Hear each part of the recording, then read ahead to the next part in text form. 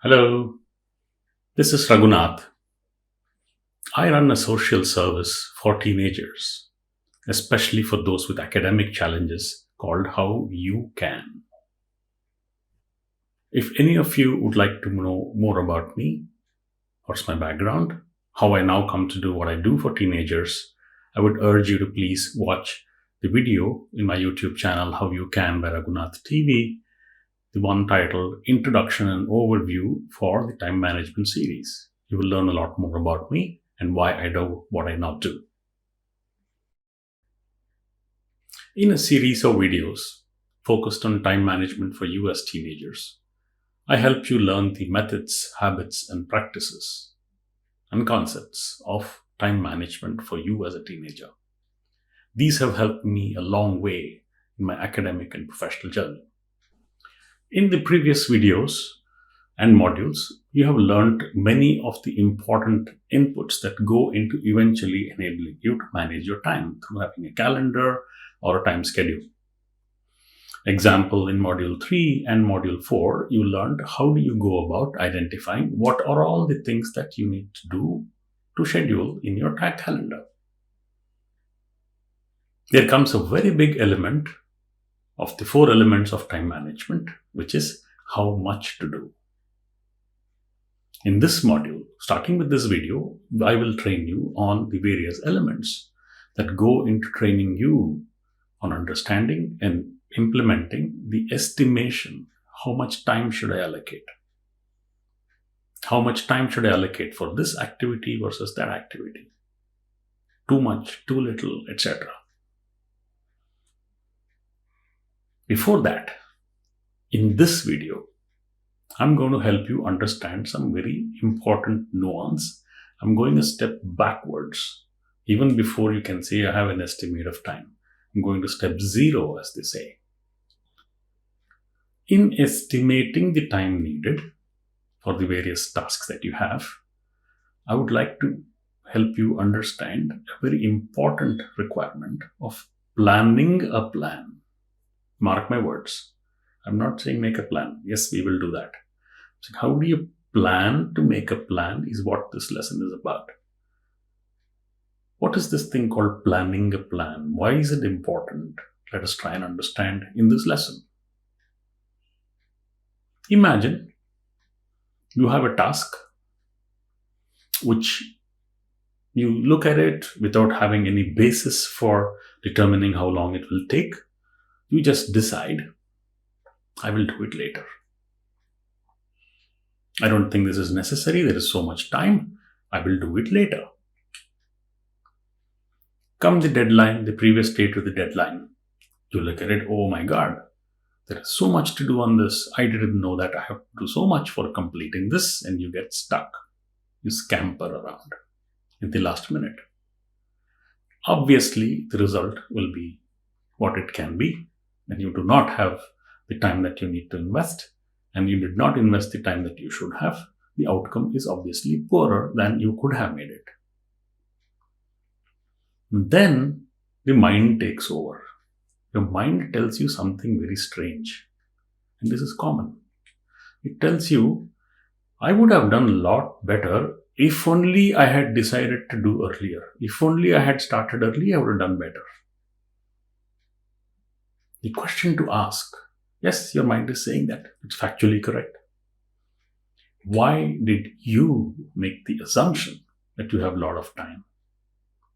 What gave you the confidence? What facts did you have to initially, without doing any assessment, judge, oh, I have a lot of time, and then park yourself?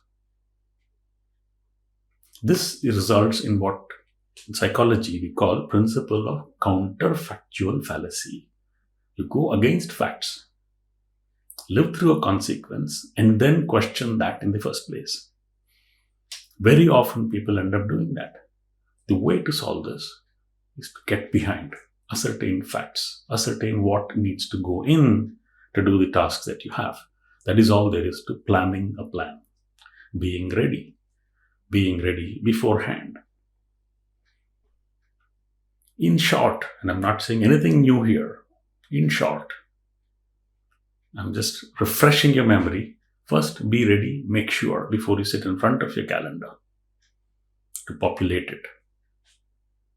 Have that to-do list ready, the one we spoke of in Module 4 elaborately. The list of tasks you need to do.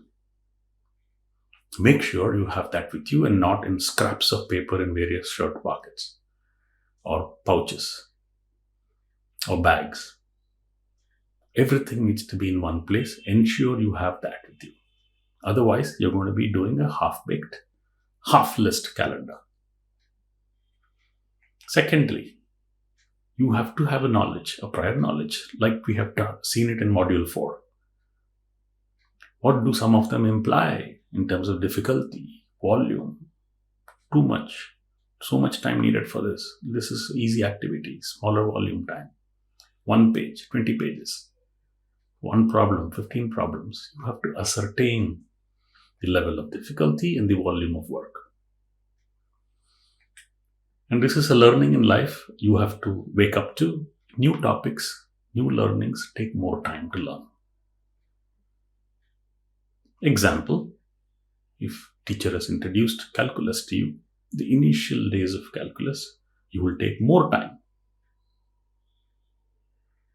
If it is a new concept in physics or a new topic in political science, you will take a little more time to read the same 2 pages or 5 pages than a familiar topic. Provide more for that, 10-20% extra time. Lastly, as we saw in the fishbone diagram technique, interdependencies. 3 things may need to finish before a 4th one can start, or you may be dependent on somebody else finishing something in group work. You need to ascertain all of these. Be ready with them before you attempt writing down a plan. Then comes the question, how do I ascertain what I need to do and how much? That is the essence of this module, right? And in doing that, I would like to introduce to you the most common error that most people make. And unfortunately, because they don't assess the requirements properly, wrong allocation of time to various tasks.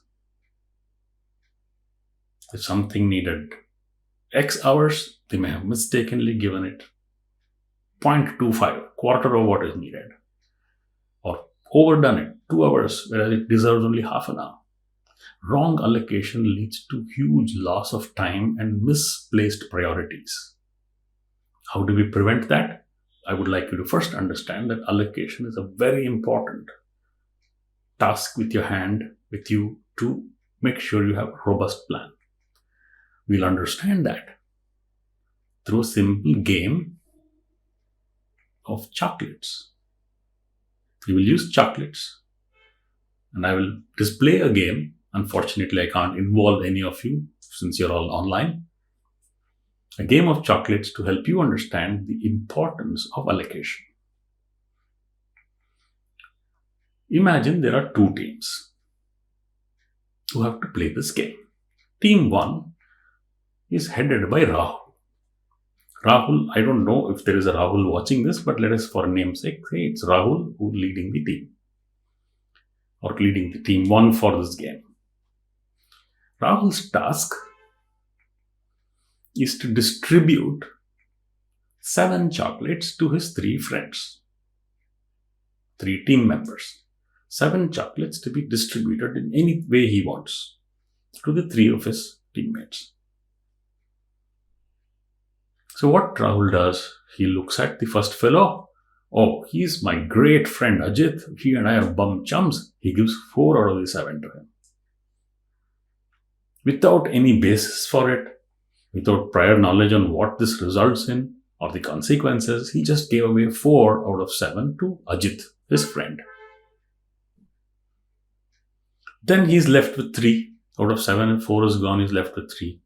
So he makes some kind of an allocation. 1 chocolate to this fellow and the balance to this fellow. So 4, 1, 2, 7 over. Now he realizes the rule of the game. Any of the friends will be happy if they got 3 chocolates, and they will be very sad if they got 2 chocolates or lower. So 3 or more, they are going to be happy. So how many people did Rahul end up making happy? Ajit is happy. He got 4. But unfortunately, the next 2 friends of his or team members are sad. So he ended up with 7 chocolates, making only one of them happy. Let us look at the next team. Team 2 is led by Neha. Again, I don't know Neha. I do hope she likes this program and this lesson. Neha has 3 friends. She has 9 chocolates to distribute similarly to her 3 team members. 9 chocolates to 3 members. Neha is sharp. She does a very judicious, mark my words, very judicious distribution of these 9 and gives 3 to each of them. She doesn't go with close friend, not close friend and all that. 3, 3, 3. Now you apply the rule of the game. 3 or more makes them happy. So Neha ended up making all 3 of her team members happy, as against Rahul, who made only one of them happy. What is the learnings from this chocolate game and how does it apply to studies? I will explain in the next few seconds. So here we had Rahul, who made 1 happy and 2 sad team members. And we had Neha, who made all 3 happy team members. Why did this happen? What all could have led to this? Let's try and understand. First and foremost, the obvious, Rahul only had 7, whereas Neha had more, she had 9. Remember, more with Neha. Rahul only had 7. Second, and importantly, despite having 7, he could have done a more judicious job of distributing 7. For example, he could have given 3 to Rahul, to Ajit, and 3 to next team member, and only 1 to the third. Only then 2 people would have been happy instead of 1 only. So he did a less judicious job of, guess the word, allocating. Neha did a wonderful job of allocating with the 9 chocolates she had. How does this apply to studies? I think it is a method worth learning. Instead of team members, let us say it is subjects that you have to study and pass or perform in. So instead of team members, it is subjects. And instead of chocolates, it is the most valuable resource that you have, time. Your job is to judiciously allocate total amount of time, how much do I need, and then allocate it judiciously so that all subjects are equally judiciously attended to, not equally in terms of quantity of time, the necessary time, so that every subject is adequately catered to. That is all there is to allocation. How much total time would I need to make sure each subject is attended to? You don't end up with the Rahul-like situation, you have a Neha-like situation in the end. So with this understanding of allocation and its importance, and why having all the inputs needed to make a plan, we'll now get into the next lesson, which will tell you exactly how to estimate how much time you should give to a certain subject or all subjects put together, the actual quantification of time estimation. This video is in a way generally applicable to all teenagers. Each of you, I'm sure, will benefit in some way from this. And I know each of you is different and unique with your own set of issues and challenges. I assure you, to each of you, I'm available privately to you to customize this, to help you learn these concepts in a way suited to you and your challenges. Privately, all you have to do is WhatsApp me on my phone number 98-203-45323. I will assure you, I will help you figure out how you can.